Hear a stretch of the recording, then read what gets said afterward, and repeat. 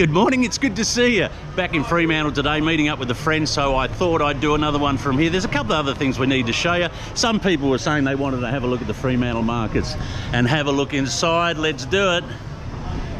Albert, you got any words of wisdom for the masses? Yeah, save your money. There's a distinct difference between walking around a market in Australia and walking around a market in Asia. The first thing you notice is there's no sort of aromas, no smells, there's nothing coming at you as you're walking by. The other thing I notice as well, maybe it's just the time of day that I'm here, is that you don't see many people walking around with bags of produce. It's people just walking around to have a look, as opposed to, you know, if you're going to be in Thailand or Indonesia, people actually coming here to buy their produce. Just been called over to try one of Western Australia's only wine spritzes made here. David, how have you come to have this stall here? Is this something you've made yourself? I made this stuff. I started during COVID and in the shed with wine that should have gone to China and it didn't go to China. Wine that should have gone to China? So I sat in the shed and started playing with it. Right. And my taster over here. Who is? This is Heather. Does she stay in the shed with you? No, she stay in the kitchen. I'd come out and say, taste this. I can't remember what I did, but it's pretty good, you know. Have you got a drink called Heather? Although I should have, I should. Yeah. Mate, can you explain the process or how you make this, and perhaps we can have a bit of a taste of it? So this is all made from Margaret River Cabernet. So most of these grapes I've picked myself. And, you've got a vineyard down there? I've got a vineyard now in the Swan Valley. Right. Used to be Margaret River. Right. I have a winemaker in Margaret River who I liaise with and supervise, I would say. So what it is, it's a Cabernet. So that means it's a red grape? It's a red grape but no skin, so it stays very light in colour and pink. We stopped the fermentation at about 8%, so it's still, you know, it's halfway. So a little bit of residual sugar. Yep. That's quite sweet, and you know, then we carbonate. When we put it into Is that why it's called a spritzer? Because it's the carbonation of it. It's the carbonation of it, yeah. But I've also introduced it adding natural essences to wine. Natural essences. So I have a straight version, which is 100% Cabernet, which is just, you know, light, refreshing and delicious. And then we start to get a little bit exotic. Really? Oh, it's a world tour, you might say. Right. I'm not sure I have time to go around the world, but I'd certainly like to try one of your exotic. Try two. Try two? Try all right. two. All right. So this first one is called Venetian Risotto. Venetian Risotto. That's basically it, which is an AI-produced image of my mother. Oh, really? So this is a photo of your mum on a wedding day in 1955. Yeah. And you've taken that and AI'd it into that. She'd be very proud of you, David. Ah, little sweetheart. Bless her heart. Long gone. Is your oh, she's long gone. Was she an aficionado with the grapes as well? No, she was an animal carer. So that's 100%. Sorry, go ahead. That's 100% Cabernet. All I've done is add the bubble. It's nowhere near as punchy as I thought it was going to. Like, when you think, well, when I think of red grapes and wine, I think it's going to be quite heavy, even though there's variations in the reds. They're generally a fuller body thing. That is light and fluffy and really refreshing, actually, surprisingly. Where did the name Cabernet come from? So we took it from the word Cabernet. But this is my latest invention. It's called Wild Rosella. So Wild Rosella, if you didn't know, is hibiscus. So this is 3 vintages of Cabernet that I've added Wild Rosella, Kakadu Plum and Finger Lime Botanical. All these terms are very, very Australian. They resonate very deeply with us Aussies, like when you're talking about Kakadus and Rosellas. Rosellas are a parrot. What have we got here, Dave? So this is Wild Rosella. Wild Rosella. Still at about 8% alcohol. So you know, in between, less sugar content, but really delicious and incredibly surprising. You haven't tasted. All right, we got a cheeky one apparently.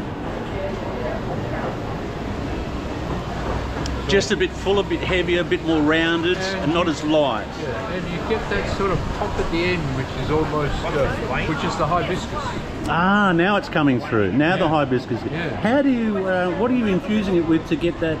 So it's a natural essence. It's I get from New South Wales. This one is for facial expressions. You know. Facial expressions. Right, this am I going to grimace? This will shock you. This is grimace. All right. I like surprises. Oh, that's an acquired taste. Dark chocolate. So you're off to Belgium now, you know? Off to Belgium now. Oh, when would I have that? It's kind of it's not syrupy. I wouldn't say syrupy is the wrong word. No. It's Your brain goes no. Initially it does. I have to admit. Goes, what? No. But I tell you when I'm just trying to think when I might have that, and I might have that with some kind of dessert. Glass full of ice and throw some strawberries in. And some strawberries. Strawberries or any crushed berry. Uh-huh. It really is.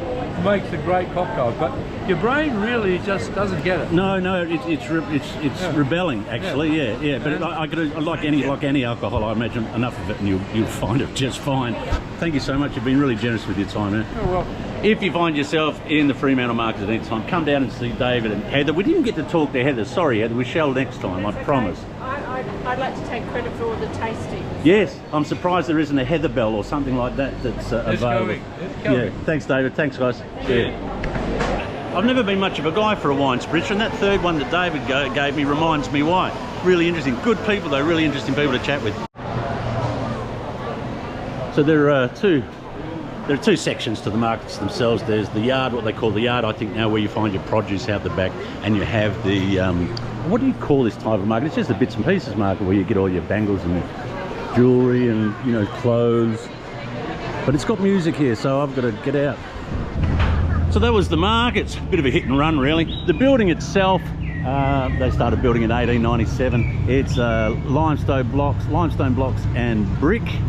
I've just come to one of the side walls just to show you these limestone blocks. Like, these have been here for a long time now. And next door is this church, and I always forget the name of it. But again, made out of limestone blocks. It's the Scots Church. What was that? This stone was laid by John Forrest, 1890. It's another lovely building. We'll try and get back a little bit and give you a bit of a view of it, shall we? I like the aesthetics of this one. Mate, it's impossible to walk past Albert without having a chat, mate. How's it going today? You getting a few kookaburras out? Well, yeah, I'm selling heaps of kookaburras. Listen, I just want to say one thing. I hope the message gets to the mayor of the town and the so-called councillors of the town who are supposed to be managing this place. We've got no toilets, no play facilities for them. We can't even get a toilet that's normal, that has normal function, like male, female. We have to assimilate now. We already spent $1.5 million on a toilet that didn't work, and now they went and built another one that doesn't work. So I would really appreciate it if Fremantle City Council decided to buy a proper toilet for male and female, separate. Give somebody like me, an old guy like me, a concierge job to look after it, keep it clean, and make sure that we actually do look after our tourists. You can always be sure when you come to this guy, he's got something to say, and I like people who've got something to say. I may not necessarily agree with what everyone's got to say. I'm not saying I disagree with what Albert says, but I like the fact that people have passion, they have conviction, they have an opinion. You know, for me, I like engaging with all sorts of people. Of course. Albert. Goodbye, and I love Fremantle. Been here since 1950. Should have been the man myself, but I missed the boat. See you later, guys. See you, Albert. For those who may not have seen the video the last time I was here, Albert used to own the pub that my band, or a band I was in, played in back in 1992. This is another entry into the market. It's got maybe 4 or 5 different entries, but all this limestone around it gives it a sense of history, which is nice. Do you remember Chucky from the last video? G'day Chucky, how are you? Yeah, people. Good day it is and all that stuff. I needed to go to the toilet, and I thought I'd walk over into Esplanade Park and go to the toilet. It is Sunday, of course, and the public toilets would be open, but not today. Of all days, to close it is Sunday. Esplanade Reserve toilets to 7 AM to 7 PM to report a fault call. The fault is it's not open, and I really need to go to the loo. I'm standing in a thick of these old pines, these huge pines, and as soon as I walked in here, the temperature dropped about 10 degrees. And, you know, I just wonder why we don't put more emphasis on growing trees. It's just so beneficial for so many reasons, aesthetically, temperature-wise. And for those who may not know, on Wednesday the 4th of February next week at 2:40, I'm going to be appearing on ABC Radio with Jo Trilling on her afternoons program. Really excited about that. Going to talk about travel, going to talk about, you know, doing the things you want to do, going to talk about getting excited about life, and I'm sure we'll be talking about other things. And if you also didn't know, down on the harbour of Fremantle, we've got AC/DC, a bronze of AC/DC's original and first singer, Bon Scott. All right, let's go have a sneak around. I can just feel the Fremantle Doctor. Oh, for those who don't know, we call the Fremantle Doctor a wind, a southerly, southwesterly that comes in, southerly wind that comes in mostly in the afternoon.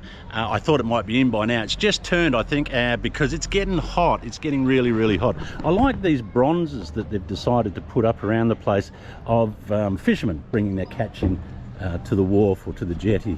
I'm assuming it's bronze. Yeah, they're really solid. There's probably one family more synonymous with fishing in Fremantle than any other, and that's the Kalis family. And you'll find their boats. Well, do they still have boats? I'm sure they do. They're probably those ones there. But here's another boat. That's the way to live, isn't it? Right up to the dock. Having a great day. Hello, how are you? Yeah, good. Is this your rig? Yep. Yeah. Have you been out, or you just propping here for the arvo? Fish and chips. Is this for YouTube? It is. Oh, no, how good. How good? Yeah, cool. What's where have you been out? Just out in the Gauge Rhodes area, or you went over to Roto? Down the river, just coming down the river. Just around the river. Watching the beautiful place that we have in this Western. Absolutely. Do you know the Kalis family at all? Yeah. You do? Yeah, right. Do you know if these are still their boats, the fishing boats here, or are they other? That's their fleet there. I wasn't sure that was all. Oh, great. Yeah, I'm just bringing. What's the YouTube channel called?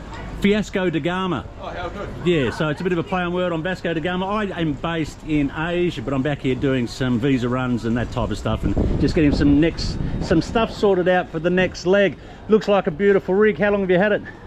25 years. 25 years? Yeah, nice. And yeah, look, if you ever need someone to make up the numbers, see you guys. So yeah, this is the Kalis family's fleet, as confirmed by, I assume that might be one of the Kalis family there, actually, with their launch parked out outside their business premises. But yeah, apparently that's the fleet there of the Kalis family. I've actually got a story to tell. I was once a fisherman here in 1983 at the time of the America's Cup. I was a young guy, went out on my first boat, and we ran into a bit of trouble. As I said, it was America's Cup time.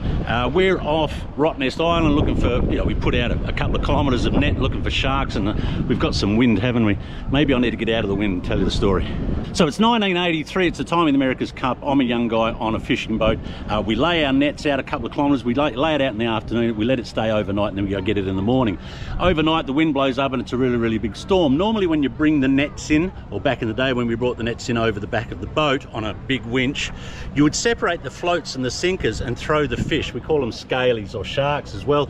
We throw the fish to the side, separate the floats and the nets so that we can fix the net, and also next time it gets fed out it goes top to bottom. We didn't do this. The next day it blew up overnight, really rough weather. The captain said, we'll just go out there, we won't worry about separating the float and the net, float and the sinker, we'll just bring it all back on deck. So there's really tricky. It was really tricky. We've got tons of fish and net on the boat deck, and the motor stalled in the boat. The captain went to start the motor again and it didn't start because it had a flat battery. So we're in this big sea. It's blowing maybe 35, 40 knots maybe, if I remember correctly, and the seas are quite big, and this boat's just going side to side, and I thought we were in a bit of trouble, to be honest.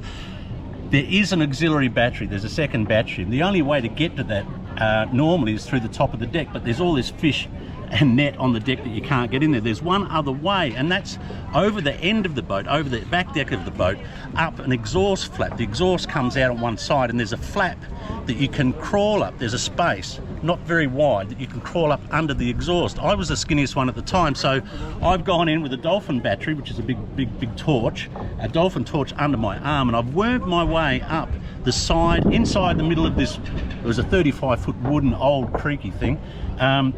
and we're in this big sea.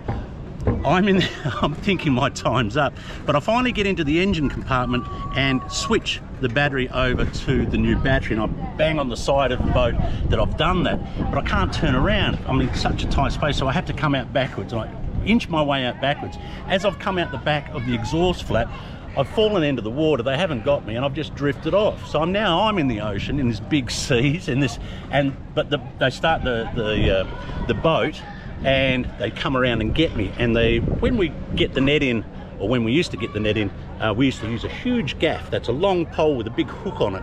So to get me, they gaffed me. Unfortunately, it wasn't in the leg. I grabbed hold of the hook, and they dragged me in. There's another part of this story. So the boat's underway and we're pretty pleased about it. I was a bit rattled because when I was in that exhaust space going up into the where the engine room was, there was no way out for me, and it was a disabled vessel in big seas, and I thought that was it. And then once I got out of the exhaust space and fell into the water and drifted off in the seas, I thought that was it. So I'm on this boat going back to Rottnest Island. We're going to the leeward side out of the wind and the weather, and to fix our nets and sort things out and just regroup a bit, you know, because it was a pretty intense situation for a couple of hours. Like getting that net in by itself in big seas was hard enough. So after we fixed the nets, we sorted the fish and thrown it all around, and we're sitting down a little bit dejected. And of course, being good Aussie fishermen, all we wanted was a beer, and we don't take beer out with us because that's just not on, you know. But we had nothing better to do, so I said to the captain, "Hey, it's the time of the America's Cup. Why don't I take the aluminium boat, row into Rottnest, take a sack of fish with me? We've got everything from snapper, jewfish, everything, and see if I can sell some fish." Now, because it is the time of the America's Cup, all the villas and all the accommodation is filled up with Americans, Italians, French, New Zealanders. Like, the world's come to Fremantle, you know. So here I am with a beer down here. I smell like fish, I look like fish, I've got fish over my shoulder. I start knocking on doors, and they just loved the idea that local fishermen was coming to their door to sell them like fresh fish straight off the boat. So I ended up making, I sold about $300 or $400 worth of fish in like half an hour. So I rowed back to the skipper on the boat that I'm working on and say, we've got plenty of money. And the next couple of days we had a great time, because $300 or $400 back in '83 for a couple of old rough fishermen was a significant amount. Suffice to say, there was a little bit of fun, and we were licking our wounds in good style, yeah, on Rottnest Island at the time of America's Cup. YouTube channel, Tom and I used to watch it all the time. I was just walking past this establishment. I popped my head in and I thought, gee, this is really, really earthy. I like the exposed wood. There's a little art gallery next to it, and I just felt good about it. So I walked in to ask someone in authority if I can just do a little bit of YouTube here. And this lady, whose name I don't know, Michelle, who's the head chef at, what's the name? More and More Cafe. More and More Cafe. She runs out of the kitchen. She goes, oh, a few years ago, me and my late husband, partner, or whatever, we love you, we watch you, So yeah, it's really fortunate for me, and I'm so grateful for you saying hello. Hello. What's going on here? Well, we serve breakfast and lunch and coffee, tea, matcha, everything. whatever. You're a traveller, obviously, if you're watching me. Yes. So have you used your skills in the kitchen to get around? Is that how you sort of travel? No, I plan to use my skills in the kitchen, and when I leave this place, I want to work on those liverboard boats. Oh, yeah. Flores or Rajarampat or somewhere like that. Yeah. Oh, so you know Indo pretty well. Yeah, I travelled Rajarampat, Flores, and went up to Pulawayu about 2 months ago. Yeah. Oh, you're one of us. Yeah. You're the real deal. Yeah. Excellent. So how do you so you work for a period of time, 3 months, 4 months, and then go away for a couple of months and... Oh, well, when I can, because then the other chefs want to have holidays, you know. Oh, so bugger them other chefs, mate. But yeah, I do try and get away 2 to 3 times a year. So. Michelle, sorry, it's Michelle, isn't it? When did you first realise that you were a lifer, when you were a person that was going to travel for the rest of your life? Well, when I met my good mate Tom, and then he was a traveller. He'd sort of been all around the world millions of times, and then he introduced me to the world of real travelling, not just your 5-star, business class. He taught me how to get the cheapest flights, get the cheapest accommodation. And have the best time. Why not go for longer? That's what I say. And get really into the culture. Yeah, get into the nitty gritty, get a bit dirty, get your knees skinned a bit, you know? I mean, a 5-star hotel, you could be in Dubai, could be in New York, could be in Perth, but... Look, if you want to... You wouldn't know. Fill your boots. If you want to go out and travel 5-star, do that. Hey, Michelle, You seem like you're a bit of a hoot. I reckon yeah, you'd be a lot of fun to travel with. Do you prefer travelling single or alone? Well, my mate Tom taught me how to travel alone. He says it was the best way, so I started doing it alone, and yeah, I love it. But if you're in the right person, the right one, because it certainly sorts out relationships. Traveling 24/7 doesn't. But I think the thing about traveling solo is that when you're with a couple, you're kind of insulated a bit. You don't need. We're social animals, so we're driven more to engage, whether it be with locals or other travellers. If we travel by ourselves, did you find that when you're travelling by yourself that you were more compelled? You felt that you wanted to talk to someone. With other people, especially spend a lot more time with the locals as well, because if you're with someone, you're sort of with them all the time. Absolutely, yeah, much better. Michelle, you're a hoot. Thank you so much for stopping. Thank you. Love your work. I'm going to try something that you make. I should hope so. I'm going to go and have something to eat, and then I might walk into an art gallery. I've just ordered some food from Michelle next door. The cafe accompanies the, it's called Mora's Building Art Space, and this is part of the Fremantle Arts Centre, and I think it's a really nice adjunct into what they do with the cafe, although I imagine the cafe's an adjunct of what they do here. But you have a look. This is the thing that really gives me goosebumps. You see these old exposed beams here. You know, you get a sense when you're walking around Fremantle, there's a weight to the history. There's the limestone blocks. I'd like to go and look at the art, but there's that music bleeding through, and there's going to be copyright issues with that, so I can't go in there. So if you do come down to Fremantle, this place is on what street is this on, girls? Henry Street. Great little cafe next door. Local artists, support local artists. Are the pieces for sale? Everything's for sale. Okay. Are you? I'm assuming you're volunteering here, are you? No, Jane's the artist. Oh, Jane, I'm so sorry. Yeah. Oh, I'm so sorry, Jane. You're the actual artist. Yeah. Where are you from, Fremantle?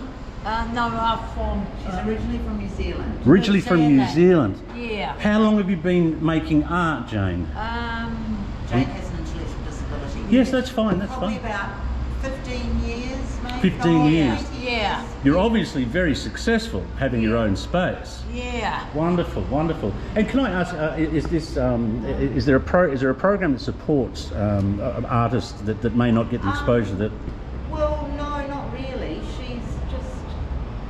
She has actually got funding from the City of Fremantle for this. She applied for it, and they were good enough to give her funding for this. But it's private, and she has mentors through mainly Fremantle artists that mentor Jane and help her with everything. That's wonderful. She's doing. Yeah. Jane, I love your art. Thank you so much for having a chat. Yes. That's all right. Yeah. Good on you. Drop down and see Jane. You meet some people in your life and they change your life irreversibly, and I had that occasion at the age of 15 or 16. I was playing soccer with the men, with the adults, and I went to training one night, and there was a guy there, an English guy, who took me under his wing, and he took me up to his apartment one night after training, and it was the first time I saw photos from exotic places. I saw masks, wooden masks. It was the first time I had peanut sauce, and I'm visiting him today in Fremantle. Now, my friend Wayne has had a very colourful and varied life, and they say there's a fine line between brilliance and madness, and here's a perfect example of it. My old mate, Wayne, how are you? It's good to see you, Wayne. Yeah, very nice. How old are you now, Wayne? Oh, you are 70... Oh, goodness. It was 73, yeah. 73. Wayne's a brilliant artist, a traveller. You were first through Afghanistan in 75? 75. There was a build-up. The Soviets started to move in. They'd commandeered the old airstrip in Jalalabad, I think. And unbeknown to me, I didn't know that there was a curfew on. So yeah, it was 75, 76, yeah. Oh my God, in the 70s, it was called The Magic Bus. So there was a publication in London. I don't know if anybody knows, but it was called The Exchange and Mart. And it used to have a for sale type thing, and it used to have a travel section. And there was some cat that was offering a trip to Afghan for 60 quid. I think that was at 65. I couldn't believe it, you know. But yeah, that all started then. We started to go, we continued on the old road. It was through France, Belgium, the E5, all the way down through Germany, into Yugoslavia, Austria, Yugoslavia. When we reached Bulgaria, during those days, they imposed a 25 US dollar for travel. So if you were a foreigner, if you spent a 24-hour maximum period in Bulgaria, it would cost you 25 bucks US. Right. So we hightailed it out of there, across the Bosphorus and into Turkey. And of course, Turkey's where east meets west.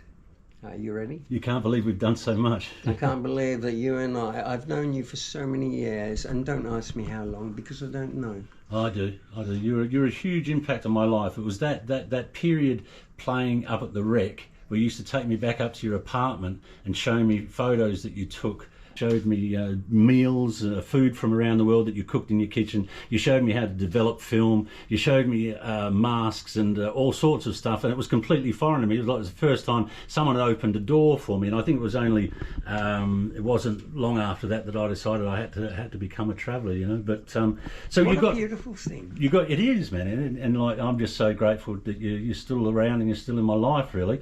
So you got to Turkey. After Turkey, it was across to. So yeah, through Turkey we went up to in the far eastern area of Turkey. There's a place called Sivas, which was an army camp station, and of course then into Persia, as it was then. It's called Iran now, but we crossed the border, and so that was March 1976. Yeah. And so we crossed the border. We were just innocent kids, man. We were just out for a good time. You know, the years previous to that was where most people in England would just go to Butlins or to Pontons for their summer breaks. I would venture out across and just travel. Yeah. That was my gig. Yeah, That's what I wanted. Yeah. I don't know what I was seeking. Anyway, into Iran. Persia as it was, and then travel, and of course that great with the Anatolia Ranges behind Tehran. You know, you'd often fall asleep, you know, in the car, and you'd be in that arid desert, you know, steaming hot, and of course you'd wake up 2 hours later, and you'd be in a snow thing, just in the snow levels. It was a beautiful experience, especially for somebody so wide open as me, because I think I was only, 78, so I was just turning 20, yeah. Yeah, right. And of course, what turned me on to all that was the Magic Bus. It was a business, an underground business where somebody had bought an old bus, and they painted it in psychedelic colours and called it the Magic Bus. And for 60 quid, they would take you all the way to Kathmandu. Yeah. And then that was the gig. Yeah. What about your, can we talk about your art, Wayne? Because that's something that's always been part of your story and something that I've always been drawn to. You'll see two pieces behind Wayne. The one on the right has been sold. Wayne is actually an award-winning, what's the word? I think we should say here and be open. Wayne has, over the years, had some difficulties with mental health and. Yes, I've had some mental health. You've had some issues. You know, that's just the truth of it. It's just life, man. Yeah, you know. But what you've managed to do is you've managed to create an avenue in which to express that, and some what I perceive would be find an avenue in which to sort of deal with it to a degree. What was the award for this one? You called, what's the name of the piece? So it was you should. It was a subtitle. So it was an untitled composition, and as you can see here, it's not finished, although it is sold. I need to finish it off. It's got about 4 layers on, and so when the person that purchased it said, "Oh, what's it called?" and I said, "Well, it's Don't Let Opportunities Pass You By," which is a rebel Gundua, and but of course it's just really a composition, untitled composition number 4. I won this award through the psychiatric convention in the Southern Hemisphere. They have a gig where all the psychiatrists get together and over a forum for 3 or 4 days, And as a result of that, you know, so this particular piece represented when the convention was put in, was in Perth. And my doctor, God bless him, he's passed on now. I'd like to tell you that I've lost 2 psychiatrists over the years, God bless. But I put that in and I won this award. So it wasn't much. It was, I think, during those days, I think it was about $5,000. And then But just to be acknowledged, I think, like finally be acknowledged after the years. Acknowledged is the best thing, yeah. To be recognised, because I was nobody before. Yeah, yeah. And I'm still really nobody in my world. I've always wanted Wayne to be shown to the world because he's one of those people I've known him for, what is it now, nearly 45 years, Wayne, nearly 45 years we've known each other. And I always wanted him to have a bigger audience, and I get the opportunity to give that to him now. God bless. Yeah, it's so good to see you. I look forward. It's really good to see you, yeah, man. Yeah, it's always nice to catch up. Thanks for the heads up, and yeah. We should, I think with that, yeah. We should probably go and have a beer and catch up. What do you think? I think that might be a good idea. Give me a hand. All right then. God bless. I can't begin to tell you the effect and the importance of what this man conveyed to me and gave to me as a 15, 16-year-old boy. He lit the fuse, he flicked the switch, he gave me something, and that something has now turned into something more, and I don't think there's many people in your life who you can actually point the finger at, eh? What? You won't find an artist like me. So, yeah, thanks to my old mate. We're going to go and have a beer and catch up. All right, let's go. Yeah, very good. Well done. Thank you, man. That brings this one to an end, as always. I hope you're well and happy in life and doing the things you want to do. Wednesday, 2:40, Perth Radio. See you then.